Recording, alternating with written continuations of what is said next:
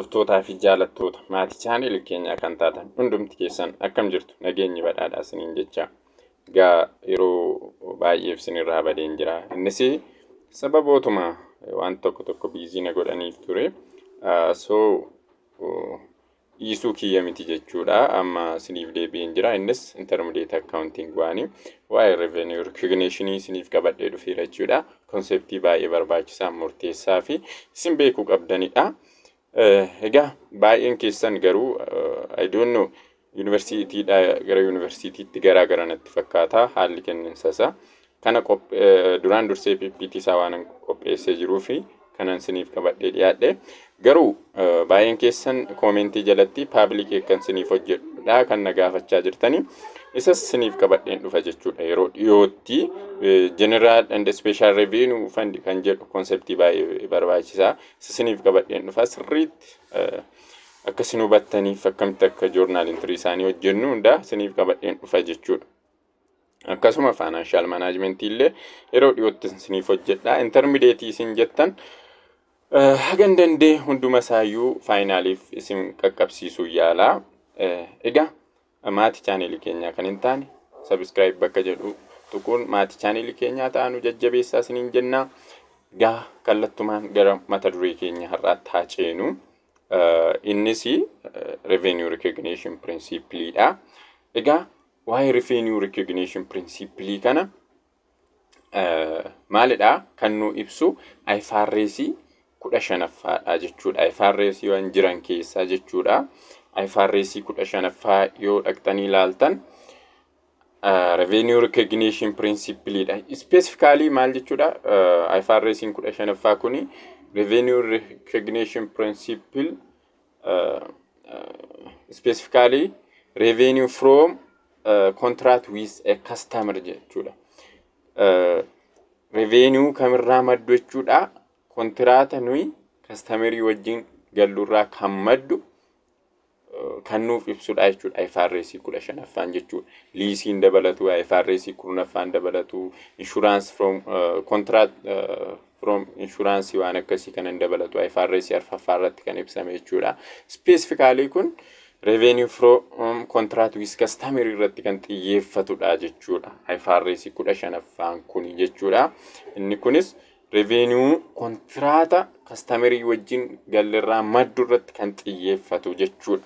Kan nuyi har'a ilaallu inni kunis revenue recognition principle kuni baay'ee murteessaadha beekuun. Konseptii waan isin beekuu qabdan baay'eetu as keessa jira. So gaafa seennu background isaa gaafa ilaallu both ISAB and FASB also GASP have indicated that the state of reporting for revenue was unsatisfactory. Gahaa mitiidha. Kan dura jiru jechuudha. Maalii wal qabate revenue recognition yookiis immoo reporting with revenue walii wal qabate gahaa miti haalli jiru yookaan statein akkaataan itti revenue report ta'aa jiru gaafa ilaalamu gahaa ta'uu dhiisuu isaa hubatanii jechuudha. Kanaaf recently the ISAB issued a converged standard on revenue recognition entitled revenue from contract with customer jedha jechuudha. Kanaaf GASPinis ISABinis kan isaa walii galan kan irratti walii galan maal lafanuu kaa jechuudha. Standard revenue recognition especially from revenue from contract with customer kan jedhu kana lafanuuf kaa jechuudha. Kana irratti GASPinis ISABinis irratti walii galu jechuudha.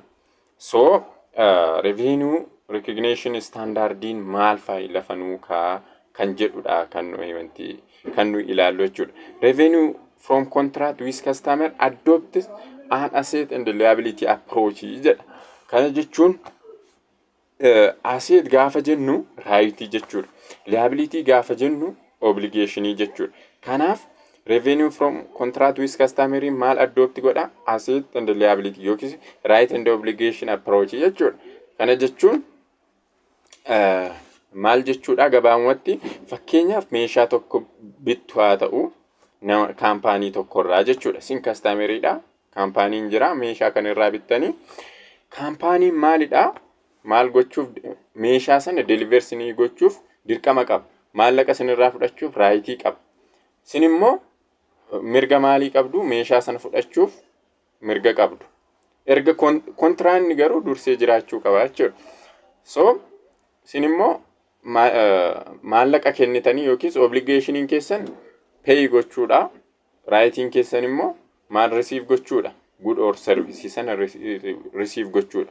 Kanaaf revenue from contract with customer kuni asset and liability approach kan inni adopt godheef jechuudha. Kana jechuun company account for revenue based on asset or liability arising from contract with customer kan inni jedhuuni jechuudha. Kanadha company analyze contract with customer because the contract initiate revenue transaction jechuudha. Kaampaaniin maan analyze gochuu qaba jedha kontraata yookiin walii galtee jechuudha. Mitiire kontraata jechuun walii galtee maamila sana duukaa qabu sana analyze gochuu qaba. Maal sababni isaas contract initiate revenue transaction waan initiate gochuuf. Kana jechuun contract indicate the term of transaction jechuudha.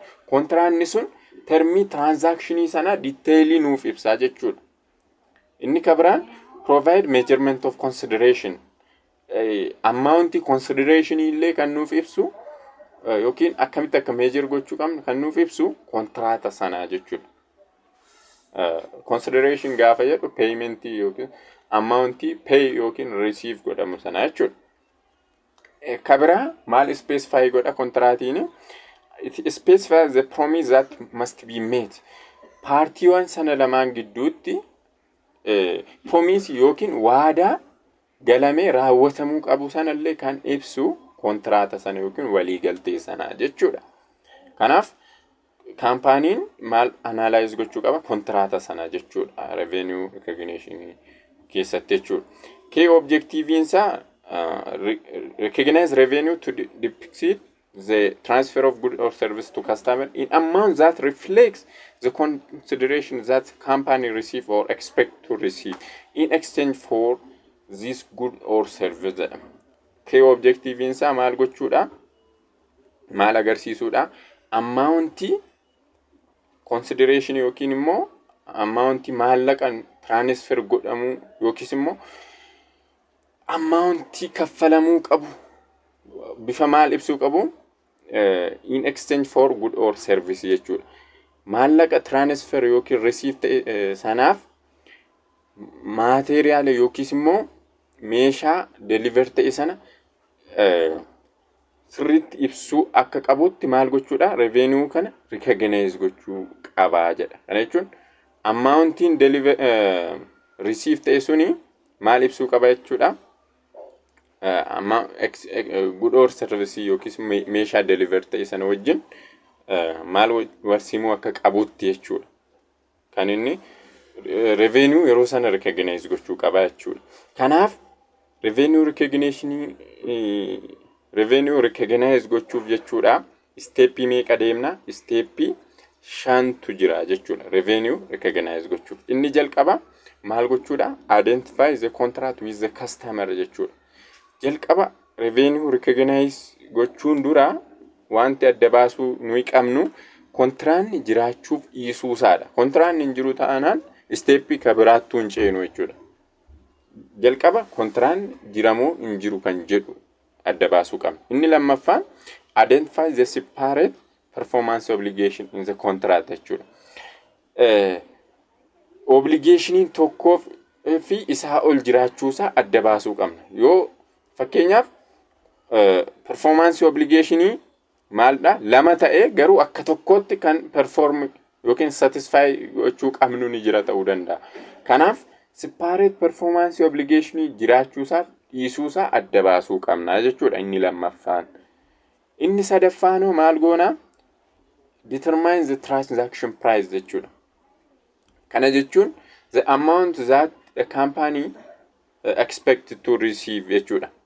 Transaction price jechuun amount company sun receive gochuu qabu yookiis immoo customerin pay gochuu qabu sanadha jechuudha. Kanaaf sadaffaarratti transaction price murteessuudha jechuudha. Inni arfaffaan allocate transaction price to separate performance obligation jechuudha.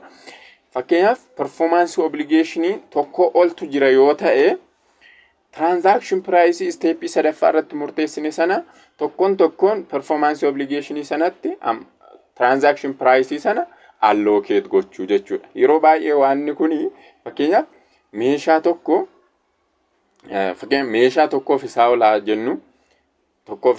jennu yeroo iddoo tokkotti walitti qabnee binnuu fi yeroo qofaatti binnu gatiin isaanii garaagaradha. Yeroo baay'ee yeroo iddoo tokkotti walitti qabnee binnu jechuudha maal godha kaampaaniin maal godha ammauntii yookiis immoo maallaqa sana irraa gadi nuuf hir'isa discountiin nu godha jechuudha. Yeroo discountiin akkasii jiraatu standalone pricing isaanii yookiin pricing tokkoon isaanii suni maalidha ni hir'ata jechuudha. Yeroo kana transaction price kana tokkoon isaaniitti allocate goonaa jechuudha. Step sadaffaa irratti murteessine. Erga allocate goonee tokkoon isaanii irratti shanaffaa irratti maal gochuudha? Recognize revenue when each performance obligation is satisfied. Isaa booddee step shanaffaanii erga kana goonee booda maal gochuudha? Revenue recognition revenue keenya recognize gochuu yookaan record gochuudha jechuudha. Sana record gochuuf immoo performance obligation satisfy erga ta'ee booda revenue keenya recognize gochuudha jechuudha. Step shanaffaanii recognize revenue when each performance obligation is satisfied. Inni jalqaba contract identify gochuu. Inni lammaffaan separate performance obligation jiraachuu fi dhiisuu isaa adda baasu. Sadaffaan transaction price determine gochuu. Arfaffaan maal gochuudha? Each performance obligation itti separate performance obligation itti transaction price maal gochuudha? Allocate gochuudha jechuudha. Irra rabsu jechuudha. Inni shanaffaan erga performance obligation satisfy ta'e maal gochuudha? Revenue keenya recognize gochuudha jechuudha. Egaa tokkoon itti deemnee haa ilaallu. Inni jalqaba kontraata jenneera. Jalqaba kontraatni jiraachuu qaba inni. Identify the contract with the customer jenne step inni jalqabaan. Kontraata jechuun immoo maali? Agreement between two or more parties that create enforceable right or obligation jechuudha. Kontraata jechuun walii galtee maal godhuudha? Paartiiwwan walii galan sana gidduutti right of obligation uumuu jechuudha. Bind sanaan right akkasii qabda, obligation akkasii qabda jedhee lamaan isaanii bind kan godhu jechuudha. Customer with a company jechuudha. Sana gidduutti walii galteen jiru sun enforceable right jira. Right akkasii qabda, obligation akkasii sirra jira. Fakkeenyaaf meeshaa gurgura yoo ta'e kaampaaniin tokko meeshaa sana deliver gochuun dirqama isaati. Consideration receive gochuun mirga isaati jechuudha. Yookiis maallaqa fudhachuun. Akkasuma customeriin immoo maalidha? Maal receive gochuun meeshaa sana receive gochuun mirga isaati. Maallaqa sana kaffaluun dirqama isaati. Kontraanni waan akkasii kana agreementiin akkasii kun kontraatiidha. Kontraanni kun immoo riteenii ta'uu danda'a, oraalii ta'uu danda'a. Riteen jechuun barreeffamaan, oraalii jechuun afaaniin kan walii galu. Akkasuma implied from customer business practice. Implied jechuun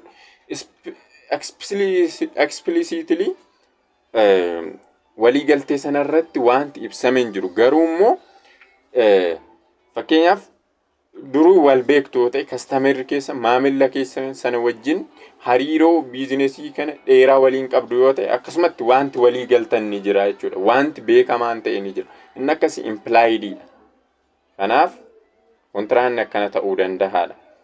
So accountingin waa'ee revenue recognition kanarratti maal jedha? Revenue cannot be recognized until a contract exists jedha. Kontraanni yoo hin jiraanne revenue want recognize goonu hin jiru jechuudha. Kabiraan company obtains right to receive consideration and assume obligation to transfer good or service. Akkuma dura sanitti hime rightiin company sana maalidha? Rightiin company sana consideration sana receive gochuudha. Obligation isaa immoo transferring good or service jechuudha. Kana right and performance obligation give rise to an asset or liability jechuudha. Fakkeenyaaf rightiin maal rise godha? Assetii keenya jechuudha. Obligationiin immoo maal kan inni maddisiisu liability jechuudha. Kanadha. Gabaabumatti asset gaafa jedhu yeroo baay'ee right jechuudha. Obligation gaafa jedhu immoo liability jechuudha. So company does not recognize contract asset or liability until one or both party perform under the contract. Kanaaf kaampaaniin maal recognize godhu wanta recognize godhuun qabu yoo maal hin jiraanne asseetii yookiin liability wanta recognize godhuun qabu yoo paartiiwwan lamaan kontraata yookiin waliigaltee haala waliigaltee sanaan perform yoo hin goone asseetii yookiis immoo liabilitiin inni galmeessu tokkollee hin jiru jechuudha. Kabraan maal jedhaa fakkeenya kan haa ilaallu fakkeenyaaf contract with customer step 1 dha siniin jedheera contract and recognition factii maaltu jira on March 1 2019 a Margo company entered into a contract to transfer a product to Sun Yun on July 1 2019. The contract is structured such that Sun Yun is required to pay the full contract price of $5,000 on August 31, 2019. The cost of good transferred is $3,000. Margo delivers the product to Sun Yun on July 1, 2019. So, amma gaa maalidha? Jalqaba maal adda baasuu qabna kontraanni jiraachuusaa. As keessatti maalidha amma kontraanni jira. Kontraatatti yookiin waliigalteetti seenaniiru. Obligationiin as keessa jiru Margo kaampaaniin maal gochuudha? Product yookiin gudii sana deliver gochuudha. Kan inni irratti waliigale jechuudha.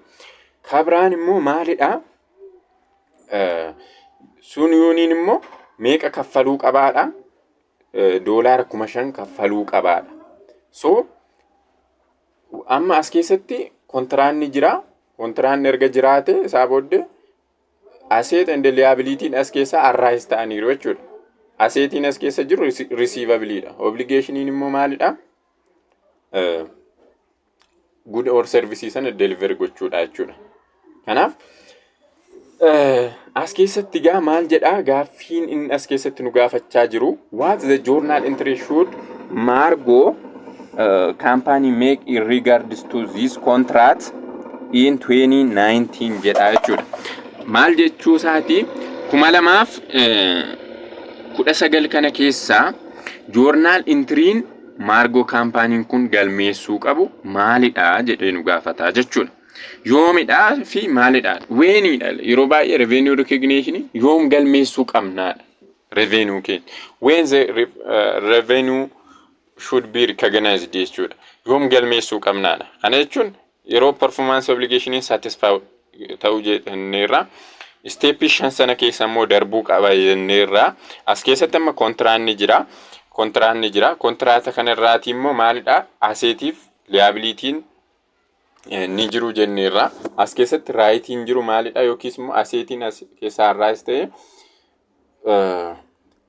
the right to receive consideration amount of $5,000 jechuudha. Obligation immoo the transferring of goods or services jechuudha. Kanaaf 2019 kana keessa journal entry akkamii qopheessuu qaba yoomidha kan jedhu tokkommoo. Amma gaafa maarchii tokko 2019 kanarraa maalidha? Waliigalteetu ta'e malee wanti deliver yookiin receive ta'e hin jiru jechuudha. Wanti deliver goone yookiis immoo receive goone hin jiru jechuudha. Kanaaf maarchii yeroo kontraanni kun saayinii ta'e wanta galmeessinu hin qabnu jechuudha maarchii. Juulaay irra immoo maal galmeessina? Juulaay irra maal ta'e? Margo kaampaaniin kun deliver godhe jechuudha meeshaa sana. Deliver waan godheef maal gochuu qaba? Performance obligation isa satisfy waan godheef revenue recognize gochuu qaba. Kanaaf maal jenna? Juulaay gaafa performance obligation satisfy godhu account receivable 5,000 debit goona, sale revenue 5,000 credit goona. Ifamaa WPSC waan ta'eef as deebisaa xiqqoo structure isa kuni bakka kanaa jirti jechuudha. Kanaaf 5,000 sale revenue credit goona jechuudha. Juulaay irratti jechuudha. Akkasuma cost of goods sold perpetually waan ta'eef akkasitti assume godha. Cost of goods sold asii meeqadha? kuma meeqaanii 3,000 deebit godha. Inventory gaafa gurguramu credit godha jechuudha 3,000 as deebisaa ishee kanas as naa kaa'a. WPS akkana godha jechuudha. So Juulaay 2019 irra kana galmeesse. Ammoo journal entry yoom nu barbaachisa? Yeroo maallaqa sana fudhatu jechuudha. Maallaqi sana immoo yoom fudhate? Augustii 31 2019 waan ta'eef. Yeroo sana immoo journal entry akkamii hojjennaa kan jedhudha. Amma maallaqa fudhateera dura maal ture? Deliver godhee maallaqan fudhanne. Yeroo deliver godhe sana galmeessuu qaba akka revenue recognition principle because is satisfied his performance obligation jechuudha. Performance obligation isa satisfy waan godheef galmeessuu qaba. So inni kabiraan Augustii 2031 irratti yeroo maallaqa sana fudhatu immoo kaashii meeqaan debit godha 5,000. Account receivable 5,000 credit godha jechuudha. Creditidha isheen kun. Maaliif dura debit taateetti gaafa kaashiidhaan kaffalamu account receivable sun credit ta'uu qaba jechuudha. Kanaaf journal entry kana lamaan qopheessaa jechuudha. Kontraata sanarratti hundaa'ee bara 2019 keessa kan inni galmeessuu qabu kanadha jechuudha. Maarchii irratti maaliif hin galmeessu jennee performance obligationiin satisfy wanti ta'e hin jiru waan ta'eef hin barbaachisu jechuudha.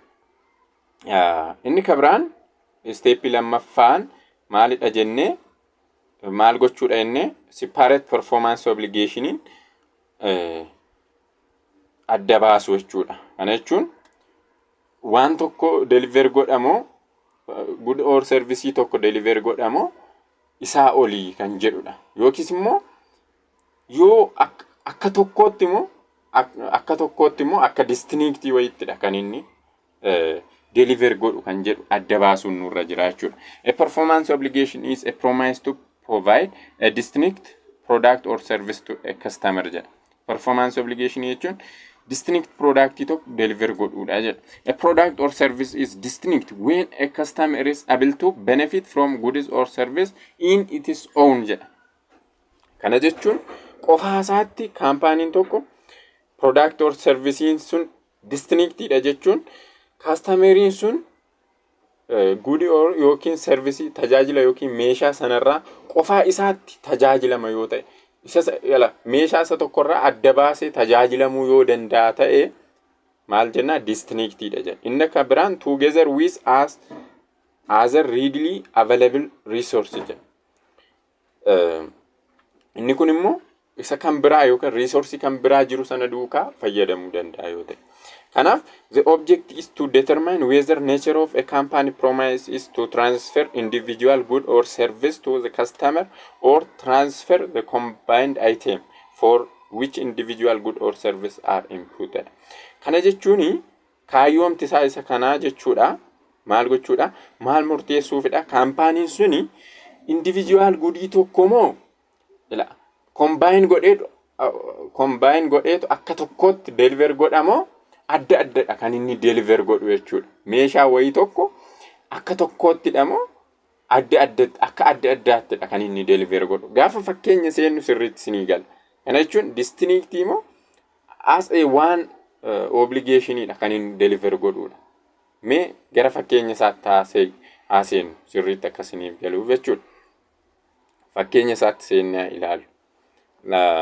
Maal jedha illustrationin kuni assume jedha. Assume that Tata Motors sell an automobile to Marquardt Auto Dealer at price that include 6 months of telematic service such as a navigation and a remote diagnostic. These telematic services are regularly sold on a stand-alone basis by Tata Motors for a monthly fee. After 6 months period, the consumer can renew this service on fee basis with Tata Motors. This question is whether Tata Motors sold one or two products. Amma maalidha Tata Motoriin kuni automobilii gurguraa jechuudha. Eenyutti maal gurgura? Automobilii gurgura. Dabalataan immoo maalidha kan inni teelemaatiks servisii tajaajila teelemaatiksii ji'a jaaf turu kan inni kennu jechuudha. Tajaajila akkasii kennaala. Tokko automobile gurguraa, lammaffaan teelemaatiks servisii kan akka navigeeshinii fi remote diagnostic kana servisii ji'a jaaf kan turu kenna. Akka as keessatti kontraata kana keessatti maalidha? Teelemaatiks servisiin kun yeroo baay'ee akkamitti gurguramu? Akka dhuunfaatti gurguramu. Kana jechuun stand alone basis jechuun qofaa isaaniitti jechuudha. Ji'a ji'aan kaffaltii qabu qofaatti individually gurguramu jechuudha karaa biraa. Regularly kan beekaman jechuudha. On stand alone price isaanii gurguramu as keessatti jechuudha. Kanaafi gaaffiin as keessaa kaampaaniin kun yookiin Tata Motoriin kun maalidha? Product tokko moo isaa ol gurguraa kan jedhudha gaaffiinsa. Kana jechuun separate performance obligation identify gochaa jirraa jechuudha as keessatti. Kanaaf if you look at Tata Motors objective, it appears that it is to sell too good or too good. That means the automobile and the telematics service actually both are distinct. They can be sold separately but are not interdependent and are not interdependent. Kana jechuun kaampaaniin kun automobile gurguraa dabalataan immoo telematics service kan akka remote diagnostic paartii masanaa ta'anii garuu qofaa gurguramu jechuudha. Paartii automobile ta'anii servisiin inni dabalataan kennu suni paartii masanaa ta'e garuu qofaa gurguramu jechuudha. On stand alone individually gurguramu waan ta'eef akkamitti ilaaluu dandeenya? Productiin sun distinctidha jechuudha. Akkasuma immoo qofaa gurguramuu danda'u, akkasuma immoo walirratti hirkatoo miti jechuudha. Kanaaf yeroo akkasii productii lama gurguraa jira jechuudha. Innis telematics service fi automobileidha jechuudha. Distinct waan ta'aniif waan lama gurguraa jechuudha. Kanaaf separate performance obligation tu jira jechuudha. Kan illustration kan isa kan erga qabatanii illustration biraan siniif dabala. Inni kun immoo soft technology company licenses customer relationship software to Lopez company. In addition to providing software itself, soft technology promised to provide consulting service by extensively customizing the software to Lopez information technology environment for total consideration of $600,000. In this case, soft technology is providing a significant service by integrating the good or service, that means this license and consulting service, into one combined item for which Lopez has contracted. In addition, software is significantly customized by soft technology in accordance with specification negotiated by Lopez. Do these facts describe a single or separate obligation? Egaa maal gochaa jira as keessatti beekamtii kan qabu software technology company kun maal licenseedha inni jalqaba. Ittaansi immoo maalidha? Eenyuuf kenna? License customer relationship Lopez companyif kenna. Dabalataan immoo maal godha? Consulting service kenna. Consulting service kun immoo yeroo baay'ee beekamoodha. Maal wajjin gurguramu? License sana wajjinidha kan isaan gurguramanii jechuudha. Integrate godheetu akka combine walitti godheetudha. Yeroo baay'ee kan inni gurguru jechuudha. Eenyu? Software technology company kun jechuudha. Ilama license beekamaansa licenseedha, akkasuma consulting service tajaajila gorsaas ni kenna jechuudha.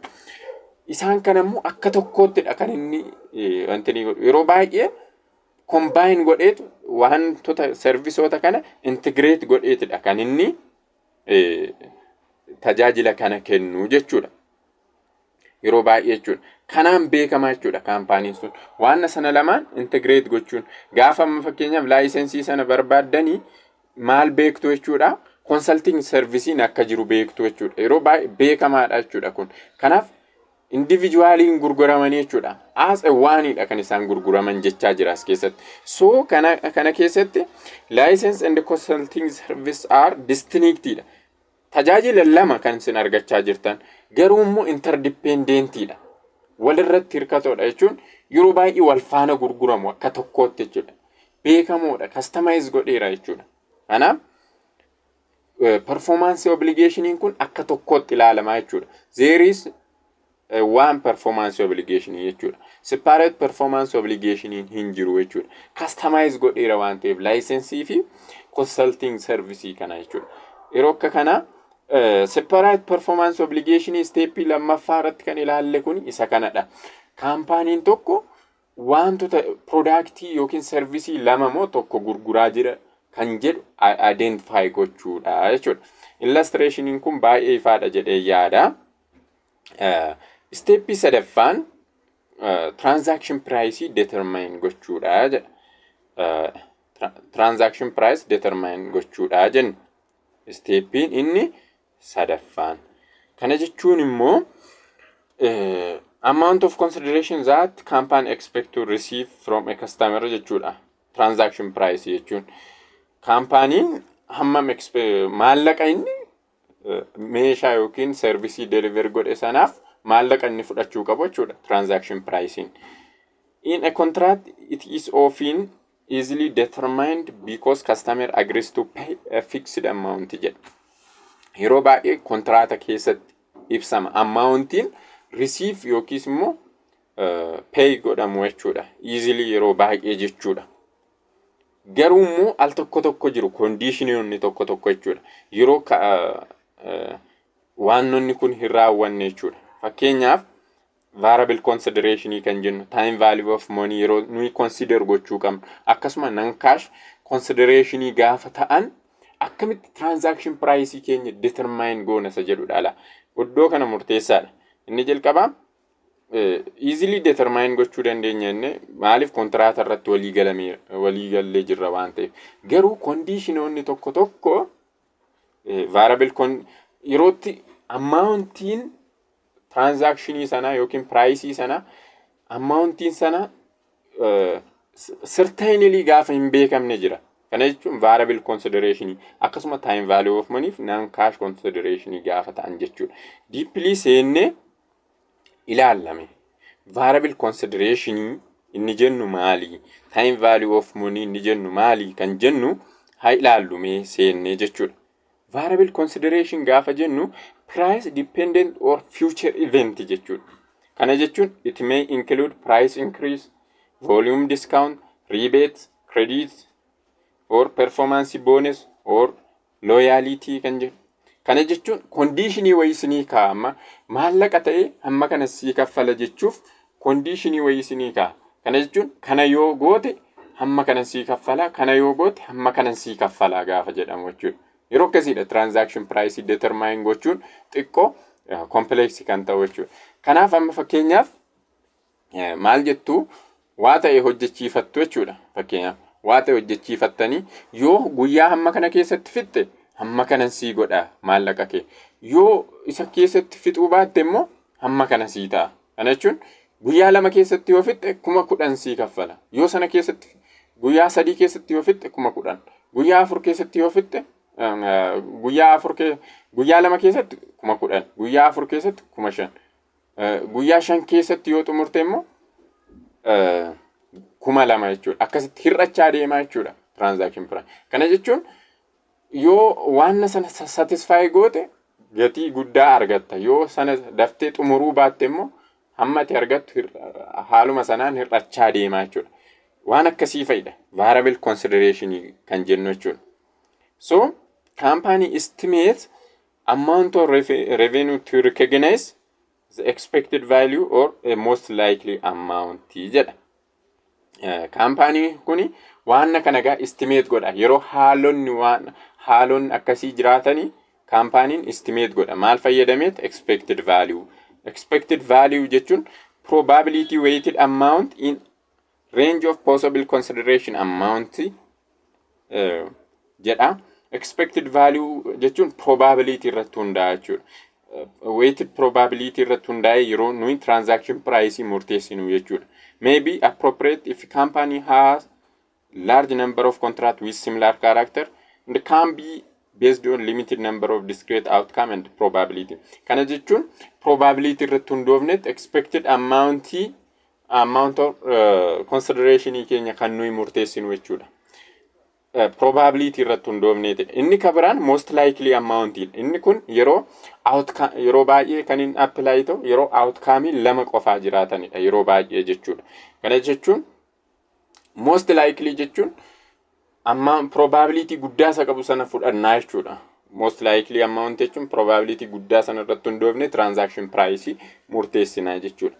More isti example isaa seennee ilaallu. Example isa estimating variable consideration jedha.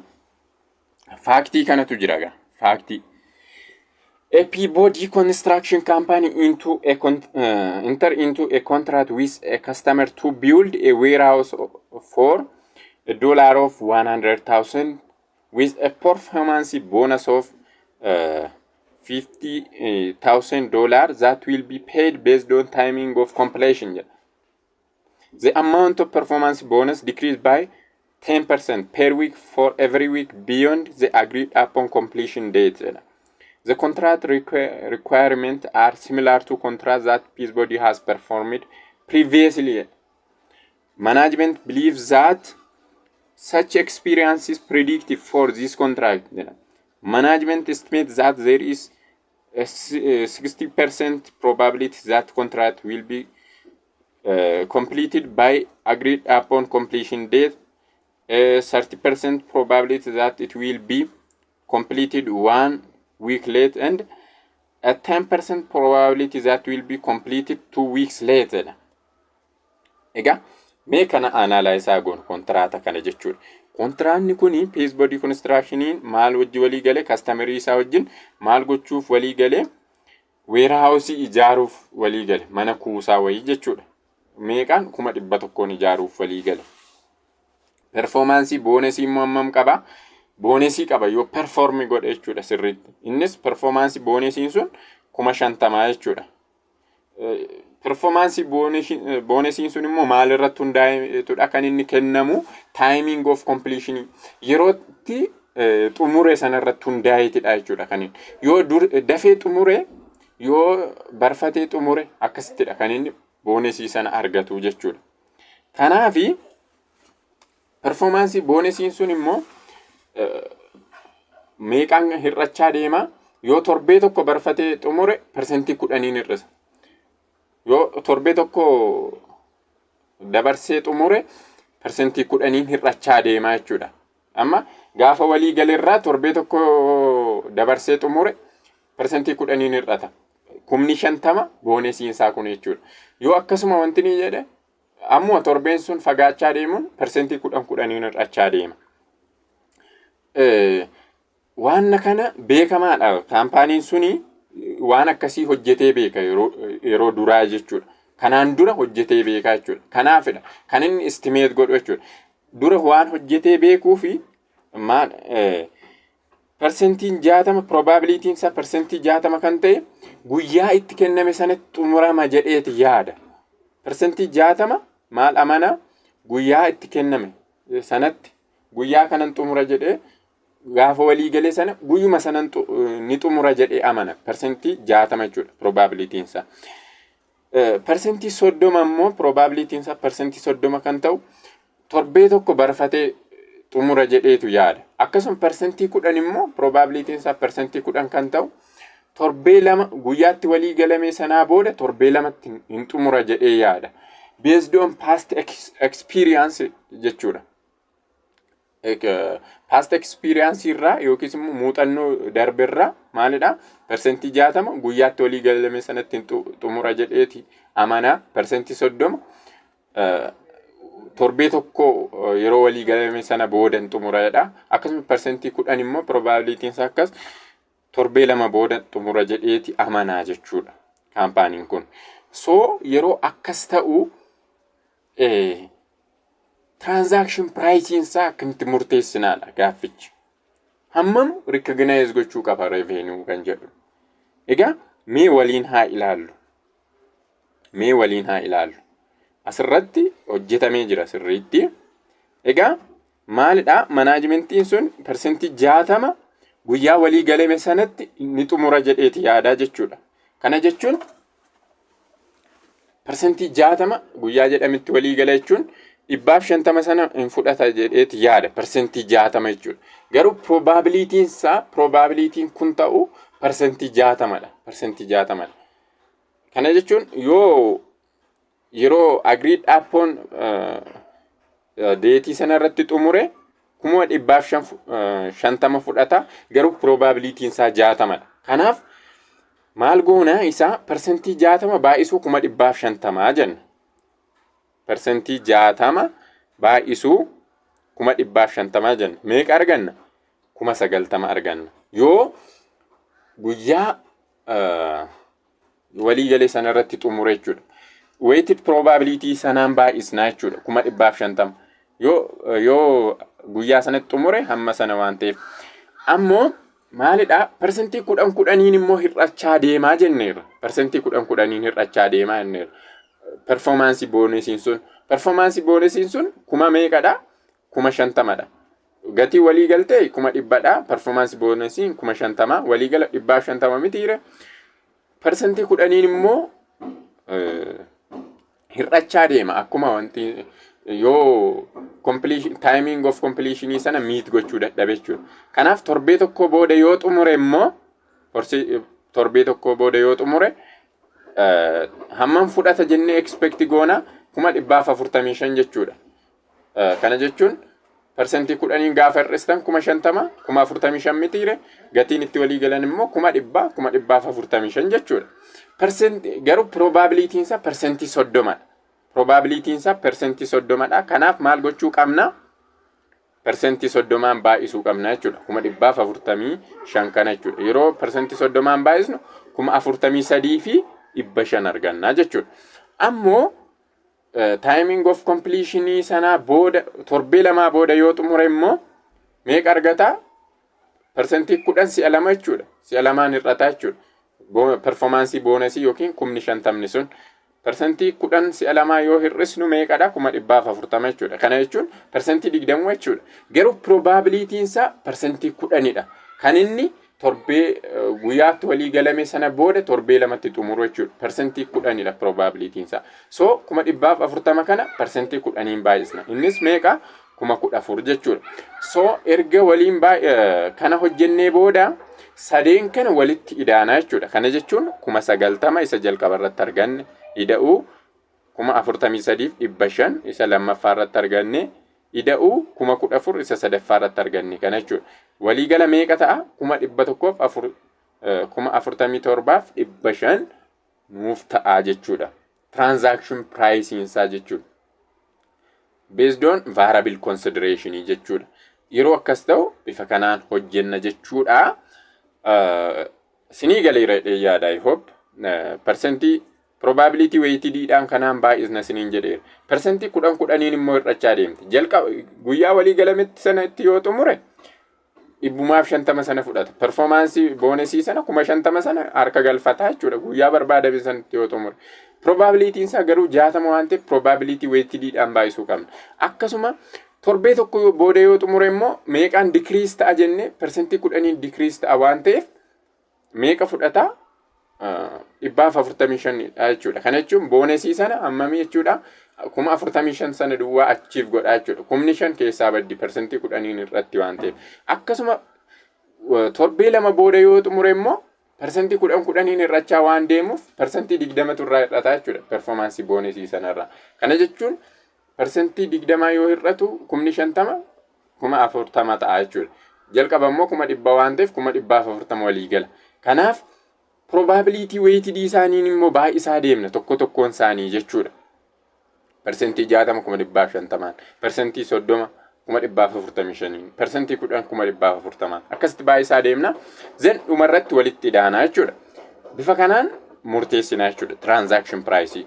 So bifa kanaa gaafa murteessinu meeqa ta'a? 1,147,500 nuuf ta'a jechuudha. 1,147,500 ta'a jechuudha. Bifa kanaan murteessina. Transaction price bifa kanaan determine goona. Inni kabiraan most likely outcome dha jenneera. As keessa most likely carraa ta'umsaa guddaa kan qabu persentii meeqadha? Persentii 60. Kana jechuun performance boonasii sana guutummaa ishee fudhataa jechuudha. Most likely yoo fayyadamne jechuudha. Kana jechuun if management believe they will meet the deadline and receive the bonus of 50,000, the total transaction price would be jedha. 150 jechuudha. 150 ta'a jechuudha. Yoo most likely fayyadamne jechuudha. Maaliif meet gochaa jira waan ta'eef jechuudha. Waan sana persentii 60 sana waan ta'uufi 150 fudhataa jechuudha. Most likely yoo fayyadamne jechuudha. Bifa kanaan hojjetama. So kanadha variable consideration kan jennu. Kana erga jenne inni kabiraan maalidha? Time value of money isa jennudha jechuudha. Time value of money. Time value of money jechuun immoo yeroo kana immoo akkamidha? Fakkeenyaaf yeroo namni sun deliver godhuu fi yerootti maallaqa fudhatu garagar yoo ta'u jechuudha. Kana jechuun immoo garagarii ta'ee waggaan sun baay'ee xiqqoo difference qaba yoo ta'e. Amma fakkeenyaaf bara kana deliver gootaati service yookiin good jechuudha. Bara kana deliver goote garuu waggaa 2 yookiin 3 booda yoo fudhatta ta'e yoo maallaqa fudhatta ta'e jechuudha. Yeroo kana maaltu jira? Significant finance component jira jechuudha. Kanaafidha transaction price keessatti time value of money kan inni barbaachiseef jechuudha. Yeroo kana yerootti timingin ati meeshaa kee deliver gooteef yerootti maallaqa fudhatte gidduu timingin baay'ee dheeraa yoo ta'e yeroo baay'ee waggaa tokko ol yoo ta'e there is a significant financing component jechuudha. Kanaaf transaction price gaafa determine goono time value of money maal gochuu qabna? You have to take into consideration the value of the time value of the money jechuudha. Kanaaf interest accrued on consideration to be paid over time jedha. The fair value determined by either measuring the consideration received or by discounting the payment to using a imputed interest jedha. Company report interest expense and interest revenue. Yeroo kana yeroo waggaa tokkoof isaa ol ta'u jechuudha. Interestiin recognize goonu ni jira. Interest expensive receivable jechuudha. Maal irratti hundoofne discounting payment yookiin immoo imputed interest rate fayyadamne interestii keenya ni galmeessina jechuudha. Mee fakkeenya naa ilaallu sasi maal akka jedhu kuni by the way waan isinitti himuu barbaadu kuni editionii sadaffaadha. Edition 2 irratti difference tokko hin jiraatti. Especially time value of money kana irratti agas mara mattering godhu ani more editionii sadaffaa kana filadhe jechuudha. Isadha kan waliin ilaalaa jirru xiqqoo difference ni qaba editionii lammaffaa wajjin bakka kanatti. So time value of money example isa ilaallu extended payment terms jedha. Factii kana haa dubbisnu. On July 1, 2019, say company sold goods to Grant Company for $900,000 in exchange for a 0-year interest bearing note with face amount of $1,400,000. Anakasi jedha. They could have cost on check books of $590,000 jedha. Gaaffiin gaas keessatti questioning how much revenue should say company record on July 1? How much revenue should it report related to transaction on December 2019 jedha. Akkamittidha kan nuyi galmeessuu qabnu jedhaga as keessatti. Kanaaf maal walii galanii gaamma maal walii galanii finance componentii cimaa qaba as keessatti yoo ilaalle jechuudha. Maaliifi yerootti inni deliver godhuu fi yerootti inni maallaqa fudhatu garaagari waan ta'eef maal walii galeemma kana jechuun maallaqa deliver godheet immoo waggaa 4 kan turu zero interest bearing not receivable jechuudha. Kanaan walii galee jechuudha. Yeroo kana there is a significant financing component jechuudha. Waggaa 4 booda kan inni fudhatu jechuudha. Kanaaf as keessatti interestii galmeessuu qabaa jedha. Jalqaba Juulaay 2019 irra joornaal intiriin qopheessinu maalidha? Not receivable jenne ammauntii kanaan galmeessinaa jechuudha. Ammauntii good or service deliver ta'e sanaan jechuudha. Sale revenue jenne meeqaan credit goona 900. Iddoo kanatti credit godha sale revenue isheetu dhiifama WPSCT xiqqoo wal jala dha jechuudha. Kanaan galmeessina. Edition 2 yoo laaltan immoo dhaqxanii maal godha?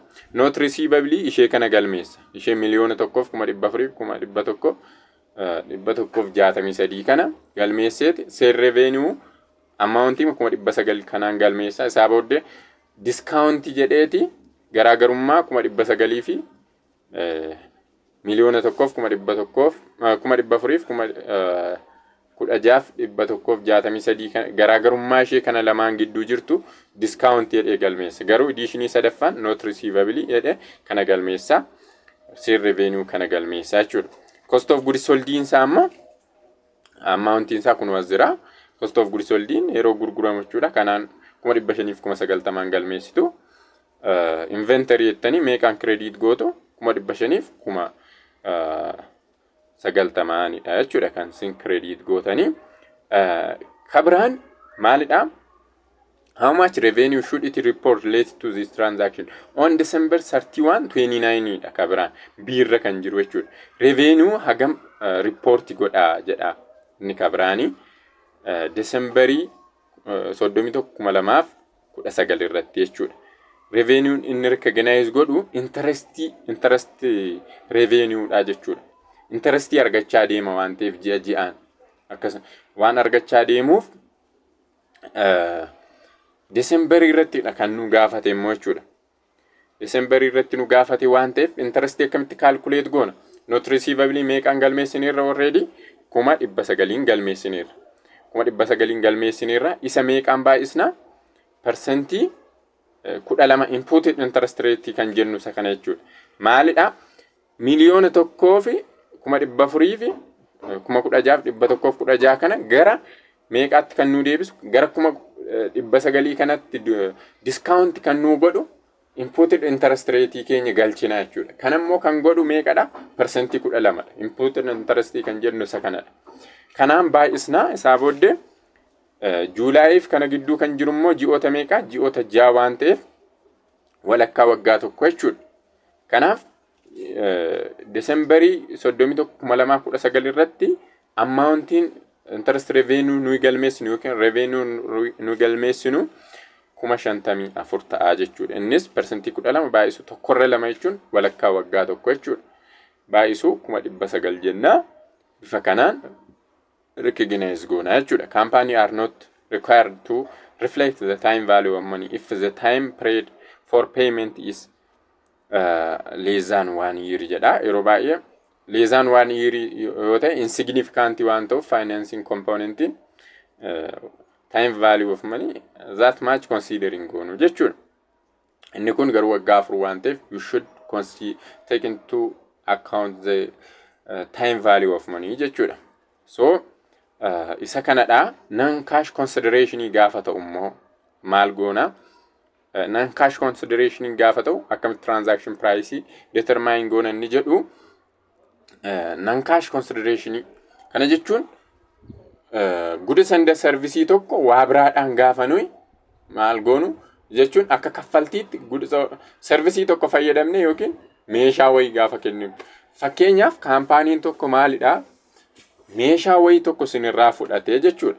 Maal sinii kennaa? Sheerii kaampaanii isaa san sheerii dhaabbata sanaa sana sinii kennuu danda'a. Kanaaf yeroo kana maal akkamitti galmeessina? Transaction price jennee kan nuyi recognize gochuu qabnu akka revenuetti maalidha? Amount consideration received yookiin given up ta'e sanaan kaffallaa jechuudha. Amma share price yoo ta'e amount maali? Share price sanaatiin galmeessinaa jechuudha yeroo san. Company sometimes receive contribution that means donation and gifts jedha. Customers sometimes contribute good or service such as equipment, labor, consideration for good provided or service performed jedha. Company generally recognize revenue on basis of fair value of what received or given up jechuudha. Kana jechuun fair value akkuma nama sinii kaase equipmentii wayii tokko deliver gootanii fi maal sinii kennuu danda'a amma inni maal siniif kennuu servicii wayii raawwattanii share price share akkasin achi keessaa dhaabbata sana keessaa qabaattan sinii gochuu danda'a. Gatima salphaa ta'e wayii tokko jechuudha. Kanaaf revenue sin galmeessuu qabdan sinii maalidha amount share price sini receive gootan sanaan jechuudha. Sanaan galmaa'uu qaba jedha. Isa kanadha inni kabiraan consideration payable or consideration paid or payable to customer jedha. Inni kun immoo akkasuma discounting jiraachuu danda'a, volume rebating, coupon free product or servicing jiraachuu danda'u. Amma discounting jiraachuu danda'a. Discountii sana itti fayyadamtu moo dhiistu? Yoo itti fayyadamtan akkamiin galmaa'uu qaba? Yoo itti fayyadamuu dhiistan conditionidha inni kunis yeroo baay'ee jechuudha. Yeroo kana maal jedha? In general jedha the element reduce the consideration received or revenue to be recognized there. Discounting kun amma amount campaign tokko galmeeffachuu qabu ni hir'isaa jechuudha. Gaafa discountii kennu campaign tokko jechuudha.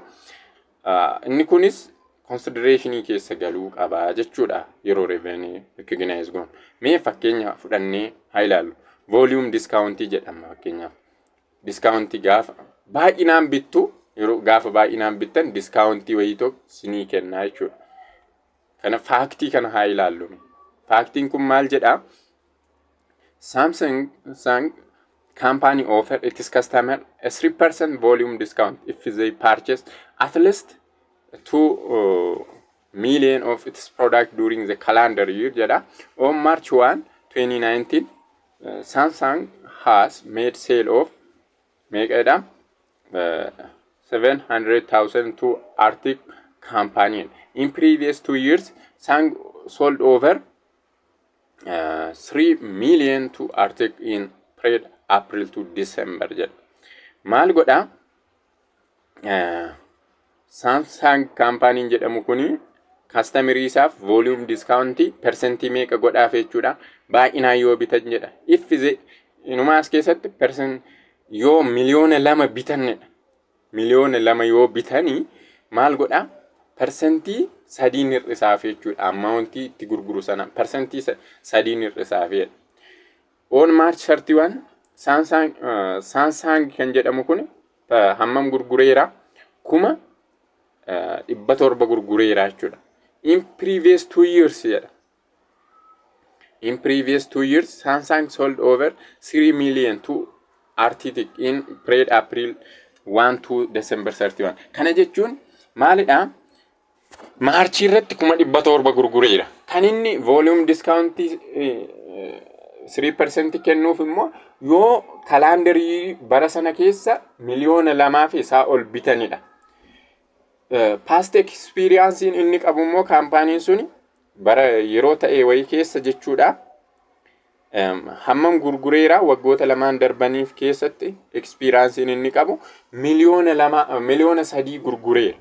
Miliyoona 3 fi isaa ol gurgureera jechuudha. Past experience isa. Kanaaf maalidha? He estimates that his customer receive this 3% volume discount jechaa jira jechuudha. Kanarratti hundaa'e muuxannoo duraa kanarratti hundaa'e customeroonni isaa sun volume discount isaa kana hin fudhatu jedheeti yaada jechuudha. Kanaaf transaction price isaa jechuudha 700 isa gurguree kana soon taane ni hir'ataa jechuudha. Ni hir'ataa jechuudha. Kanaaf yeroo galmeessinu akkamitti galmeessina? Account receivable 600 fi 79. Kumni 21 eessa dhaqee yoo ta'an percentii 3 700 kana jechuudha. Maal expect godha waan ta'eef volume 3% kana ni fayyadamu jedhee waa yaaduuf jedhe kastameroonni isaa sun past experience sana irratti hundaa'e volume discount 3% kana ni fayyadamu jedhee waa yaaduuf ni hir'isa jechuudha. Inni kabiraan Samsung should reduce its revenue by 3% jedha. Kana jechuun 21 because it probably that it will provide this rebate jedha. Kanaaf bifa kanaan galmeessaa jechuudha. 700 sana osoo hin taane persentii 3 sana irraa hir'iseeti galmeessaa jechuudha. Kanaadha. Kanaaf gaafa maallaqa sana fudhatu immoo kaashi jedha reverse godha jechuudha. Dura account receivable kan ture reverse gaafa maallaqa harkaan gaattan account receivable credittaa kaashiin deebiittaa jechuudha. Kaashii maallaqa sana of harkaan gaattu jechuudha. Garuu immoo osoo kastameriin kun yeroo hamma barbaadame sana miliyoona 2 sana ol bituu yoo baatan jechuun volume discountii sana yoo fayyadamuu baatanoo maal godhu akkamitti revenue hagam galmeessa isa jedhumo if Samsung customer fail to meet the discount threshold Samsung makes the following entry upon payment jedha. Kanaaf yoo sana meet gochuu dadhaban immoo akkamitti galmeessa guutummaa sana galmeeffata jechuudha. Guutummaa sana ni galmeeffata. Kaashi jedhee 700 debit godha. Account receivable isaa 600 fi 79 credit godha. Akkasuma sale discount forfeited jedhee 21 credit godha jechuudha. Creditidha isheen kullachanii kanaan galmeessaa jechuudha. Yoo kastameroonni isaa sun waan jedhame sana fayyadamuudhaa baatan jechuudha. Bifa kanaan galmeessaa. Kanadha inni kabiraan allocating transaction price to separate performance obligation jedha. Step 4 jechuudha. Inni kunis based on kan nuyi galmeessinu based on their relative fair value jechuudha. Kana jechuun immoo fakkeenyaaf meeshaawwan maal gootu meeshaawwan garaa bakka tokkotti bittu.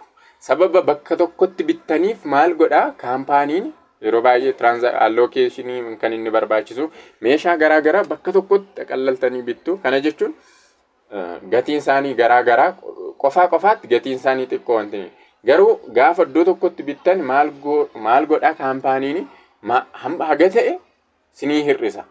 Haga ta'e sinii hir'isa jechuudha. Yeroo qofaa bittanii fi inni iddoo tokkotti walitti qabdanii bittan garaagari. Yeroo akkasii akkamitti allocate goonaadha inni kabiraan. Fakkeenyaan fakkeenyaan kan sirriitti siniif galu jechuudha. Best estimate kan inni allocate godhu best measure of fair value is what the company could sell good or service for stand alone price. Individual price isaanii kanarratti hundaa'eetidha kan inni galmeessu jechuudha. Individual price isaanii kan ammoo maalidha? Kaampaaniin sun qofaatti osoo gurguree hagamiin gurguruu danda'a waan sana kan jedhu irratti hundaa'e. Hagamiin gurguruu danda'a. If not available, company should use their best estimate of what good or service may sell for as stand alone unit jedha. Amma yeroo iddoo tokkotti maallaqa sana iddoo tokkotti walii gala kan meeshaa garaa sana iddoo tokkotti sinitti himaa isaa booddee qofaatti gatii isaanii baruu yoo dadhabdan maal gootu stand alone sale price isaanii osoo qofaatti gurguramanii jechuudha. Hagamiin gurguramuu danda'u kan jedhu baruu qabdu jechuudha jalqaba. Isa kana immoo informationii kana argachuu dhiisuu dandeessu sin jechuudha. Hammatti stand alone price isaanii sana argachuu dhiisuu dandeessu. Yoo dhabdanii maal fayyadamuu qabduudha? Methodii sadiidha. Innis adjusted market assessment approach jedha. Kana jechuun evaluate market in which sell good or service and estimate price that customer in the market are willing to pay for these goods or service. That approach also may include referencing price from the company's competitor for good or service, adjusting those price as necessary to the company cost and margins jedha. Kana jechuun stand alone gatii qofaa isaanii gaafa murteessuu dadhabdan jechuudha. Maal gootu maarkeetii irratti hammamiin gurgurama jettanii yeroo baay'ee kompiiteeteroonni keessan yookiin kaampaanoonni isiniin dorgoman hagamiin gurguru kan jedhu maal gootu maarkeetii irra laaltu jechuudha. Hammam baasuu danda'u bifa kompiiteeterota keessaniin jettanii isaa booddee adjustmentii yoo barbaachise akka kostii kaampaanii keessanii fi maarjinii barbaadanii maal gootu xiqqoo adjust gootaniiti murteessitu jechuudha. Standard loan price isaa jechuudha.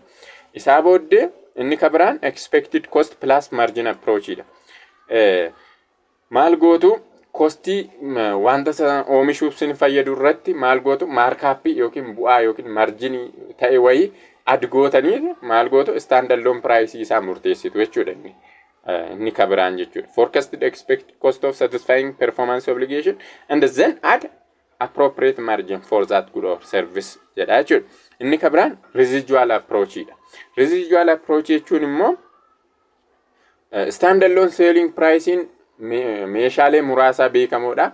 Kan biraan hin beekamu yoo ta'e kan combine jechuun gatii waan sanaa irraa maal gootu kan warra beekamanii sana hir'istanii inni hafe sun kan meeshaa isaa hafe sanaati jechuudha. Kana jechuun silaa akka tokkotti isinitti gurguraa jira mitiire sana keessaa kan meeshaalee muraasaa ni beektu gatii isaanii qofa qofaatti. Isaa booddee kan hafe sana kan walii galaa isaanii hir'isu kan standard loan pricing isaa kan meeshaa beekamu sana gaafa hir'istan standard loan selling price kan isan beekamne sana argattu jechuudha.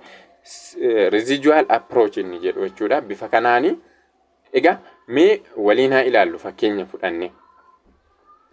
Maal jedha faaktii kana multiple performance obligation.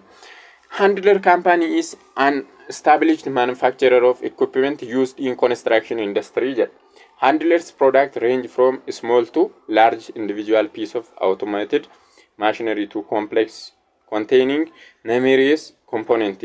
Unit selling price ranging from 600,000 to 4 million and are quoted inclusive installation and training. The installation process does not involve changes into feature of equipment and does not require proprietary information about equipment in order for installed equipment to perform to specification. Information in kun dheeraadha. Handler has following arrangement with chai companies. Chai company wajjin maal qaba? Arrangement akkasii qaba. Chai company purchase equipment from handler for price of 2 million and choose handler to do installation. Handler charges the same price for equipment irrespective of it does installation or not yet. Some company do installation themselves because they either prefer their own employee to do work for because of relationship with other customers. Installation service include arrangement is estimated to have standard loan selling price of $20,000 jechuudha. Kuma digdama jechuudha. Information in kun ammallee dhumne. Handler has the following arrangement with chai company jedha. The standard loan selling price for training session is estimated at $50,000. Other company also perform this training service. Chai is obligated to pay handler $2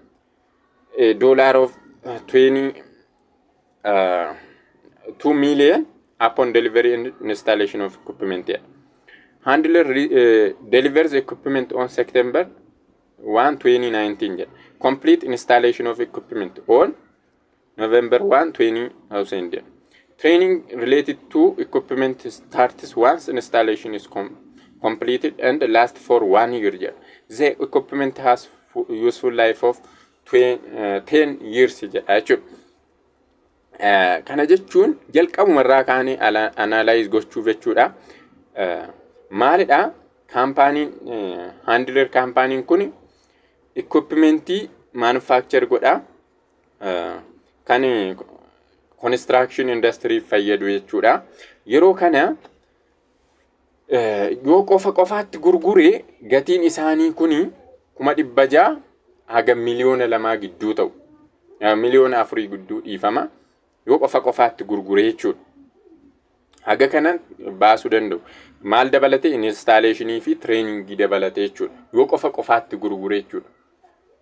Egaa gatiin dhuunfaa isaanii equipmentiin miliyoona 2dha.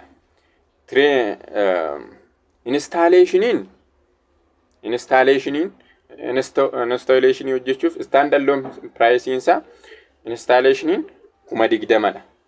20,000dha. Dabalataan immoo training services ni kenna. Training services sun immoo qofaatti meeqadha? 50,000dha. Ilaama equipmentiin miliyoona 2. Installationiin 20,000 akkasuma trainingiin 50,000 qofaatti jechuudha. Gatiin isaanii yoo wanti ni ta'e 600 miliyoona 4 kana gidduudha reenjiin isaanii. Maal godhe egaa kaampaaniin kuni hunduma isaanii iddoo tokkotti yoo bitee jechuudha. Iddoo tokkotti maal godhe miliyoona 2 qofaarraa fudhate. Installationii, trainingii fi maal dabalate equipmentii sana dabalate. By the way, standalone gaafa ta'u equipmentiin suni miliyoona 2dha. Garuu gaafa iddoo tokko walitti qabamu miliyoona 2 qofaarraa fudhate. Handler kaampaaniin chai kaampaanii kanarraa jechuudha. So transaction price yookiin miliyoona 2 kana akkamitti allocate goona? Kan equipmentiitti, kan installationii fi kan training serviceetti akkamitti allocate goonaadha gaaffiin as keessa jiru jechuudha. Standalone selling price isaanii beekna. Hunda isaanii bakka tokkotti gatii hammam kaffala kan jedhu 200,000dha. Miliyoona 2 jechuutti dhiifama. So miliyoona 2 kana akkamitti allocate goona hunda isaanii? Equipmentiin achi keessa miliyoona 2, trainingiin miliyoona 50,000 akkasuma installationiin 20,000dha. Kana akkamitti allocate goonaadha gaaffiin. Gatii walii galaa isaanii 200,000 qabna. Tokko isaanii immoo meeqa qabna? Standalone selling price isaanii irratti hundoofneetidha inni. Standalone selling price equipmentii meeqa? 2,000. 2,000. Kan installationii 20,000, kan trainingii 50,000. Walitti gaafa idaanu miliyoona 2 meeqa ta'a? 70,000 jechuudha.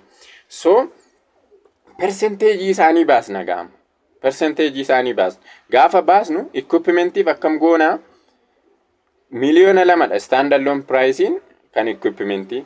Hiruu jenna tootaalii isaanii miliyoona 2 fi 70,000 kanaaf irraa percentage isaa arganna. Isaa booddee meeqaan baay'isna?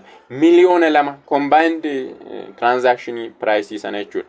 Kan walii gala isaanii miliyoona 2 jira. Miliyoona 2 gaafa baay'isnu percentage kana miliyoona 2 gaafa baay'isnu meeqa nuu dhufa? Miliyoona 1f 300,000 900,000 32,367 dhufa jechuudha. Kan eenyu? Kan equipment. Kan installation immoo meeqadha? 20,000dha standalone selling price isa. Meeqaaf irra? Kan walii galaa isaanii total standalone selling price. Kana jechuun miliyoona 2 fi 70,000 jechuudha. Isaaf gaafa hirtan meeqa percentii ta'e isinii dhufa? Percentii sana immoo miliyoona 2 kan walii galaa isaanii baay'istu yeroo sana meeqa dhufa? 19,324 ta'a jechuudha. Ilaa argitanii miti akka inni hir'achaa deemaa jiru. Bifa kanaan hir'achaa deema. Trainingiinis akkasuma maal gootu? Trainingiin 50,000. 50,000 sana 50,000 maal gootu? Miliyoona 2 fi 70,000 firtu. Isaa booddee miliyoona 2 baay'istu kan walii galaa isaanii jechuudha. Gaafa baay'istan inni 50,000 ture 48,309tti gadi bu'aa jechuudha. Bifa kanaan kan isin allocate gootanii jechuudha. Yeroo journal entry isaa qopheessitan kaashii jettu meeqa? Walii gala isaa miliyoona 2 jechuudha. Walii gala gaafa iddoo tokkotti isaan gurguru miliyoona 2 gurgure waan ta'eef kanaan debit gootu. Service revenue installationii hojjeteera waan ta'eef Novemberii kanarratti performance obligation hojjeteera waan ta'eef service revenue 19,000 credit gootu. Creditiidha baay'ee isheen kun sadanii dhiifama wantini waan ta'eef. So unearned revenue kana jechuun training service ganaa kenneen xumurre waan ta'eef unearned revenue 48,309 credit gootu akkasumas sale revenue kan equipment 1,100,900 waan ta'e kanaan kan isin credit gootan jechuudha. Asirraa baay'ee mul'achaa jiru. Bifa kanaan kan galmeessitan yookiin immoo allocate gootan jechuudha. Inni kun kan equipment cost of goods sold isaa kanadha. Kanaan galmeessina. Kan inni ittiin bitame jechuudha. 1,100,500 jechuudha. Sanaan cost of goods sold kanaan debit gootu, inventory sanaan credit gootu jechuudha. Inni kabraanii unearned service revenue maalidha? Ji'aanidha kan inni intini gochaa deemu jechuudha. Ji'aan training kennaa deema waan ta'eef gaafa training ji'a jalqabaa kennu revenue galmeeffachaa deema jechuudha. Kanaaf revenue itti galmeessaa deema. Dura unearned service revenue kaashii fudhate malee servisiin kennine waan ta'eef kanaaf kun kan trainingiti by the way. Kan ji'a tokko trainingiti amma kun. Kan walii galaa trainingii meeqadha? 48,309 ji'atti qooduuf meeqattirraa 12 saaboddee gaafa ji'a tokko trainingii ji'a tokko gaafa kennu revenue jedhee unearned revenue debit godha, service revenue kana credit godha jechuudha. Kan ji'a tokko kanadha. Kan ji'a lamaati kun kan galmaa'e asit. Kan ji'a tokko kan ji'a lama. November irratti ji'a lama guuta waan ta'eef jechuudha. Ji'a November 1 2019 December ifama December 31 2019 irratti kan ji'a lama service training ji'a lama kenneera waan ta'eef service revenue from training galmeeffachuu qabaa jechuudha. Bifa kanaan galmeessaa akkasittidha kan inni allocate godhaa deemu. Inni kabraan contract modificationidha. By the way dheerateera viidiyoon kun garuu lamatti kuttanii ilaaltu jedhiin abdadha. Waan walirraa cituu hin qabneefidha. Kanaaf contract modification. Contract osoo jiruuti modify godhuu hin danda'a. Customeriif kaampaaniin walii galanii kontraata sana modify gochuu danda'u. Osoo kontraanni sun jiru. Kanaaf egaa kontraanni sun egaa gaafa modify ta'u new kontraatiidha moo new kontraatii miti kan jedhu adda baasuudha. Kontraatii haaraadha moo kan walii galame kontraata dura jirutu fooyya'e kan jiru. Contract modification jechuun kontraata irra jirraa gaafa modify ta'u kontraata haaraadha moo separate kontraatiidha moo already existitu waa ta'e fooyya'e kan jedhudha.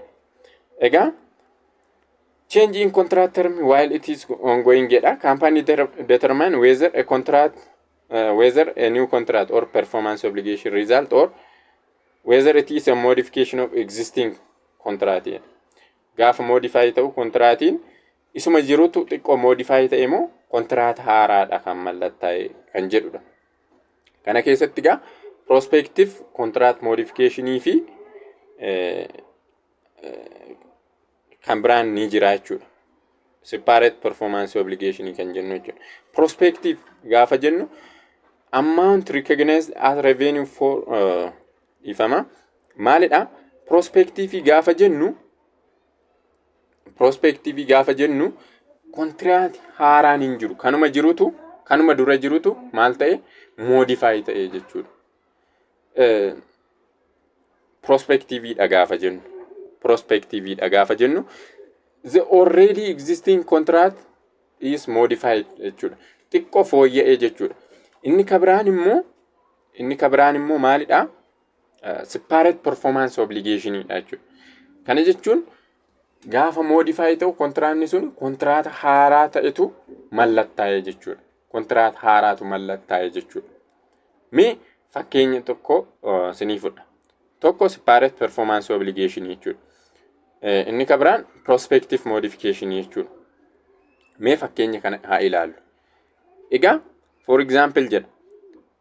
A Crandall company has a contract to sell 100 product to customer for $10,000 jedha. Producti dhibba tokko jechuudha. At various point in time over 6 months jedha. Ji'oota jaaf product kana gurguruu barbaade. After 60 product have been delivered, Grandal modifies the contract by promising to deliver 20 more products for additional of 1,900 or 95 per product, which is standalone price for the products that at the time of contracted. Grandal requires sell products separately. Separately jechuun new contract jira jechuudha. Kan amma erga modify ta'e separately maal godha sale godha yoo ta'e separate performance obligation dha jechuudha. Kanaaf maalidha?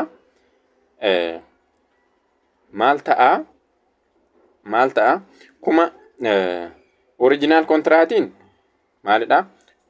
dhibba tokko unity dhibba tokko meeqaan qarshii meeqaanidha? qarshii dhibba per dollar dhibba tokko jechuudha. Per product dollar dhibba tokko jechuudha. Kana jechuun kuma dhibba tokko baay'isuu dhibba tokko jechuun kuma 10 jechuudha. Kuma 10 jechuudha. Dhiifama PowerPointiin kun xiqqoon jeeqaa jira. Sana booda erga 60 deliver ta'anii ka'anii immoo product hagam jedha? Product 20 qarshii 95 tokkoon ishee qarshii 95 deliveranceef godha jedheetu walii galee jechuudha. Kanaaf amma maalidha? Osoo kontraanni sun modify hin ta'in dura 60 deliver godheera dhibbaan jechuudha. Kanaaf meeqa ta'uu qaba? 60 baay'isuu 100 jechuudha. Erga kanaaf walumaa galatti erga modify ta'es gatiin inni 40 hafe jechuudha. Erga 60 deliver ta'e mitiire kan deliver ta'e kan modify ta'e kontraanni 40 hafan sun 100 gurguramu. Separate performance obligation waan ta'eef jechuudha. 20 productiin hafte sun immoo 95 deliver taati jechuudha. Because separate performance obligation waan ta'eef isa duraa sana hin tuqu jechuudha. Isa hafe kanas hin tuqu. Separately deliver ta'aa jiru waan ta'eef 20 hafe sun transaction price kan duraa sana kan productii dhibbaa sana affecting godhu jechuudha. Yeroo separate performance obligation ta'an jechuudha. Gaafa prospective modification ta'an immoo jechuudha. Yookiis immoo existing contract xiqqoo modify yoo ta'e immoo maalidha? Transaction pricein hafe sana affected ta'a jechuudha. Fakkeenyaaf asitti tuquuf yaadeera. Bakka kamitti ammanni bakka kanatti natti fakkaata. Dura meeqa ture? Erga 60 deliver ta'edha kan modify ta'e. 60 erga deliver ta'e 40 hafe sun kuma afuridha. Dhibba yoo wanti ta'a. Product to be delivered under new contract immoo 95 20 baay'isnee kanadha. Isaa booddee unit selling price dhibba ture sun ni hir'ata amma. Maaliif? Fooyya'eera waan ta'eef gatiinsaa.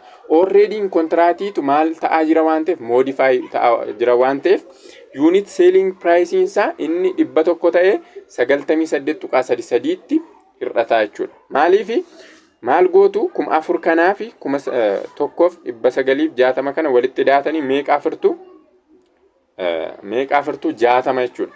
Jechuun 20 ishee productii haaraa deliver taatee fi duraarraa kana 40 sana jechuudha. Walitti daatanii 60 afurtu nu revenue per remaining unitiin keenya 98.33 tti deebi'aa jechuudha. Yeroo prospective modification yookiin already existing product contract modify gaafa ta'u jechuudha. Unit selling price isaa ni jijjiirama. Yoo separate performance obligation ta'e garuu kan isa duraa hin jijjiiramu jechuudha. Akkuma jirutti 100 sana doolaaruma 100 deliver godha jechuudha. Kanadha waa'een modification fi waa'een contract modification jechuudha. Separate performance obligation fi prospective obligation kan jennu jechuudha. Garuu amount revenue recognize goonu waluma qixaadha. Unit selling price isaaniitu garaagarii ta'a malee jechuudha yeroo kana. Kanadha gabaabumatti egaa isa kana argan jedhee separate gaafa ta'us no separate performance obligation gaafa ta'us amount revenue recognize goonu yeroo contract modify ta'u waluma qixaadha. Unit selling price isaa qofaatu jijjiiramaan siniin jedhe egaa kan erga jennee revenue recognize gochuuf step 5 fayyadamna jenneerra jalqaba contracting exist gochuu isaa identify gochuudha. Inni lammaffaan separate performance obligation identify gochuudha jenne. Sadaffaan determine transaction price. Arfaffaan allocate transaction price to each separate performance obligation. Shanaffaan yookiin inni dhumaan recognize revenue when performance obligation is satisfied kan jedhudha jechuudha. Kanadha. Kanuma irratti nu gaha. I hope waan kana iddoo lamatti kuttanii dhaggeeffattu yaada. More kanan akkas godhee fi yookiin sinirra dheeresse bakka lama yoo ta'e toppikichi bakka lamatti kutuuf xiqqoo hin mijatu. Kanuma irratti nu gaha. Horaa bulaa galatooma nagaan tura.